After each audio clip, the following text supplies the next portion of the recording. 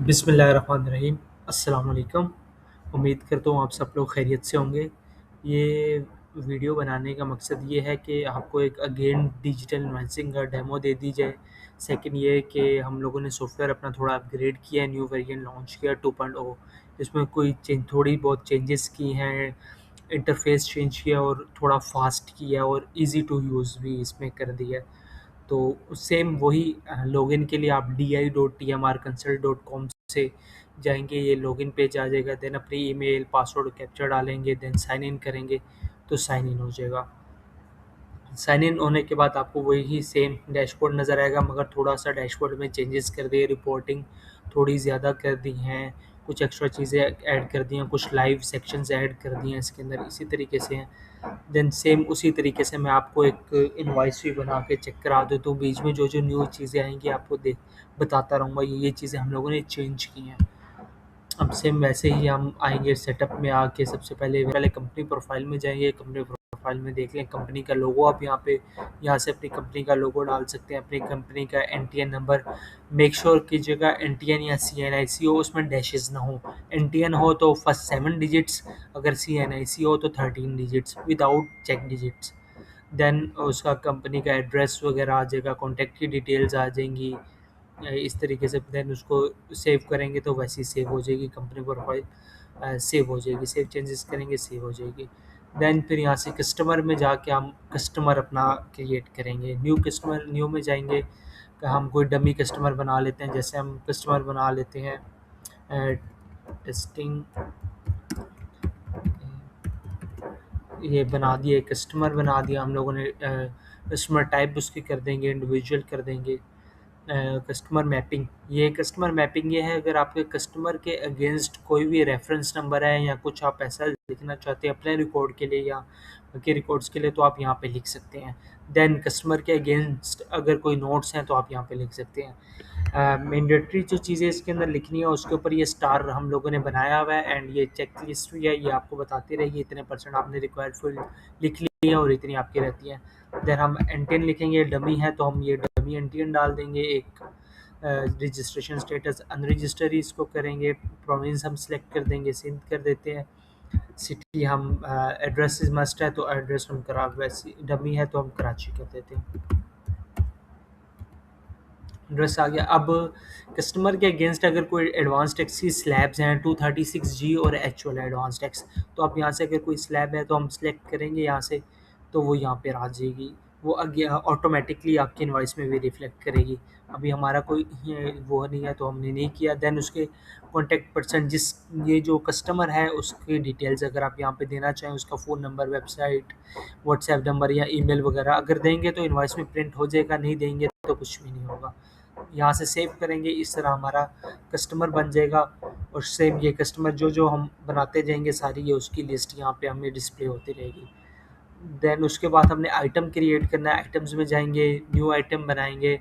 Item का name हम testing कर देते हैं, टेस्टिंग आइटम का नेम लिख देते हैं। इन्वेंट्री है, यहाँ से हमने बताना है इन्वेंट्री हम दे रहे हैं या सर्विस है कोई, इन्वेंट्री है। देन सेम उसकी मैपिंग आईडी देखें, अगर आपकी आइटम के अगेंस्ट कोई रेफरेंस नंबर या कुछ भी आईडी है आप अपना तौर पे रिकॉर्ड करना चाहते हैं तो यहाँ पे लिख सकते हैं। उसके बाद आइटम कैटेगरी आ जाती है। अगर हम इधर से जाके अपनी ये देख रहे हैं यहाँ पे, अगर हम कैटेगरीज वगैरह बनाते हैं देन यहाँ पे डिस्प्ले होगी, वरना कुछ भी डिस्प्ले नहीं होगी और ये मस्ट फील्ड भी नहीं है। उसके बाद एफ बी आर की डिटेल्स आ जाती हैं, जो एफ बी आर के रिक्वायर्ड है। अब जो आइटम नेम है उसका एच एस आइटम जो है उसका एच एस कोड क्या है, जो एच एस कोड हम जैसे फॉर एग्जाम्पल ये हम एच एस कोड ले लेते हैं, यहाँ पे से सर्च करेंगे तो ये सर्च करके आपको बता देगा। इसके ऊपर ये आपको उसकी डिटेल भी आ जाएगी, एच एस कोड भी आ जाएगा। सेलेक्ट करेंगे, एच एस कोड सेलेक्ट हो जाएगा। उसके अगेंस्ट जो एफ बी आर का यूनिट ऑफ मेजरमेंट आ रहा होगा वो यहाँ पर आ जाएगा। जैसे इसके अगेंस्ट केजीज में आ रहा है तो हम इसको केजी में सेलेक्ट कर देंगे। देन एक आता है ये लिखा हुआ print unit of measurement, for example जैसे एफ बी आर से आता है unit of measurement, unit number pieces और यूनिट्स। आप चाहते हैं कि मैं नंबर पीसेज और यूनिट्स ना लिखूं, जस्ट यूनिट्स लिख दूं, तो हम यहाँ पे यूनिट्स लिख देंगे। तो वो इसी तरीके से इनवॉइस में रिफ्लेक्ट हो जाएगा। देन सेल्स टाइप क्या है, अब हम लोगों ने जो आइटम बनाया है वो स्टैंडर्ड रेट का बनाया है, तो डिफ़ॉल्ट बनाया है स्टैंडर्ड रेट। उसके ऊपर टैक्स स्लैब आ जाएगी 18%। अगर आपकी टैक्स सेल्स टाइप चेंज करेंगे तो उसके अकॉर्डिंगली जो जो टैक्स रेट्स होंगे वो यहाँ पर आ जाएंगे। अब उसके ऊपर कोई अगर एस आर ओ आया हुआ है या कोई सीरियल नंबर है तो यहाँ पे क्लिक करेंगे, यहाँ पे रिफ्लेक्ट हो जाएगा। चूँकि स्टैंडर्ड रेट के ऊपर 18% के ऊपर कोई एस आर ओ नंबर या सीरियल नंबर नहीं होता, तो इसलिए यहाँ पे शो नहीं हो रहा। जहाँ पे होगा वहाँ पे शो हो रहा होगा। अब कॉस्टिंग मेथड ये मस्ट फील्ड है और ये फाइफो ही रहेगा, फर्स्ट इन फर्स्ट आउट। फिर हम यूनिट प्राइस लिखेंगे, ये देखिए यहाँ पर भी आ रहा है टैक्स रेट इतना है, यूनिट प्राइस इतनी है, डिटेल्स यहाँ पे साथ आपको शो होती रहेंगी। अब यहाँ से हम सेव करेंगे तो हमारा आइटम सेव हो जाएगा। हमारा आइटम सेव हो गया। अब आइटम्स वाली ही क्या इसमें जाएंगे, जो यहाँ से हम अपना आइटम सर्च भी कर सकते हैं जो हमने नाम से बनाया था टेस्टिंग। जैसे अब ये वाला हम लोगों ने भी आइटम बनाया था तो हमने सर्च किया तो यहाँ पे आइटम आ गया, हम सर्च कर सकते हैं। जब हमारे कस्टमर और आइटम्स क्रिएट हो जाएंगे उसके बाद हम ट्रांजेक्शन्स में जाएंगे, सेल्स में जाएंगे, सेल्स इनवाइस बनाएंगे। सेल्स इनवाइस वाले सेक्शन में आएंगे, यहाँ पे न्यू सेल्स इनवाइस बनाएंगे। यहाँ पे हमें डॉक्यूमेंट डेट डालेंगे, जो जिस डेट को हम बना रहे हैं, पोस्टिंग डेट जिस डेट को हम एफबीआर को पोस्ट करना चाह रहे हैं वो डेट आ जाएगी। अगर हमें कोई परचेज ऑर्डर आया हुआ है तो हम उसकी जो डेट है वो यहाँ पे लिख देंगे। अगर नंबर है, परचेज ऑर्डर का नंबर भी है तो यहाँ पे हम नंबर लिख देंगे। ये दोनों चीज़ें अगर हम लिख देंगे तो इनवॉइस में प्रिंट होंगी। अगर हम ये नहीं लिखेंगे तो इनवॉइस में प्रिंट भी नहीं होंगी। देन अगेन ये देखिए मैपिंग आईडी इसमें भी आ रहा है। मैपिंग आईडी फॉर एग्जांपल ये आपकी कोई मैनुअल इनवॉइसेस चल रही थी, आप चाहते हैं कि अब सॉफ्टवेयर है, सॉफ्टवेयर तो 0001 से स्टार्ट करेगा इनवॉइस नंबर। आप चाहते हैं उसके साथ आपका भी कोई रेफरेंस इनवॉइस नंबर आ जाए ना, तो आप फॉर एग्जांपल आपका इनवॉइस नंबर चल रहा था XYZ123, तो अब आप चाह रहे हैं XYZ124 चले, तो आप यहाँ पे मैनुअली लिख देंगे तो इनवॉइस में वो प्रिंट हो जाएगा। अगेन अगर अब एडवांस टैक्स की स्लैब आ गई यहाँ पे, अगर हम लोगों ने ये कस्टमर सेलेक्ट करते हैं, यहाँ से हम लोगों ने कस्टमर सेलेक्ट करना है, कस्टमर नहीं है यहाँ से हम सर्च भी कर सकते हैं। यानी ये हमारा कस्टमर है, यहाँ से सेलेक्ट किया कस्टमर। अगर इसके अंदर हम लोगों ने एडवांस टैक्स डाला होता तो यहाँ पे स्लैब के अंदर खुद ब खुद ये अपडेट हो जाता है एडवांस टैक्स। क्योंकि हम लोगों ने एडवांस टैक्स नहीं डाला था 236GH वाला, तो इसलिए अपडेट नहीं हुआ। देन यहाँ पे हम जाएंगे, ये आइटम्स का सेक्शन आ गया। यहाँ पे सिलेक्ट करेंगे, हमारी जितनी भी आइटम्स होंगे वो सारे आ जाएंगे। अगर हम लोगों ने टेस्टिंग के नाम से बनाई थी वो लास्ट में जाएगी, तो हम यहाँ से सर्च भी कर सकते हैं। जैसे टेस्ट लिखेंगे, एंटर कर देंगे, सर्च पे दबाएंगे तो हमारे पास ये सामने सारी आ जाएंगी। अब पहले हमारे था हम एक टाइम पे एक कर सकते थे, देन अगेन हमें ऐड लाइन करनी पड़ती थी। अभी हमने थोड़ा इसको अपग्रेड ये भी कर दिया, अब हम मल्टीपल आइटम्स सेलेक्ट करके उसको एक साथ ही क्रिएट लाइन करेंगे, देन वो तीनों यहाँ पे आ जाएंगे, आइटम्स आ जाएंगे। हमें यही चाहिए तो बाकी हम डिलीट करना चाह रहे हैं तो यहाँ से हम आइटम डिलीट भी कर सकते हैं। देन उसकी क्वांटिटी, आइटम की जो क्वांटिटी है डिफ़ॉल्ट 1 आएगी, आप 1 से ज़्यादा भी कर सकते हैं, जैसे करेंगे आपके उस हिसाब से वो कैलकुलेशंस होती रहेंगी।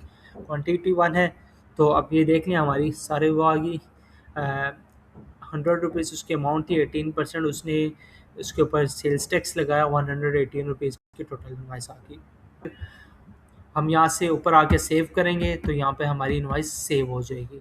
इनवॉइस हमारी एज अ ड्राफ्ट सेव होगी। हम इस तरह ड्राफ्ट में व्यू इनवॉइस भी कर सकते हैं। व्यू इनवॉइस करेंगे तो ये देख लें हमारी ये इनवॉइस है, यूनिट प्राइस 100 थी, उसके ऊपर सेल्स टैक्स इतना था, पूरी इसने कैलकुलेशन करके वो कर दिया। अब इसके ऊपर अब ड्राफ्ट में था एफबीआर को पोस्ट नहीं की, इसलिए एफबीआर से यहाँ पे क्यूआर कोड और एफबीआर का इनवॉइस नंबर नहीं आ रहा। अब हम इसको पोस्ट करके चेक करते हैं। हम डायरेक्ट पोस्ट भी कर सकते हैं। अगर हम चेक करना चाह रहे हैं कि हमारी इनवॉइस में कोई मसला मिस्टेक वगैरह नहीं हुई, तो हमने यहाँ पे चेक वैलिडिटी का ऑप्शन दिया हुआ है। चेक वैलिडिटी को करेंगे तो चेक करेगा, अगर इनवॉइस में कोई आप देख लें इनवॉइस में कोई इशू नहीं था तो इसने वैलिडेट कर दिया। अब हम पोस्ट करेंगे, हमारी पोस्ट हो जाएगी।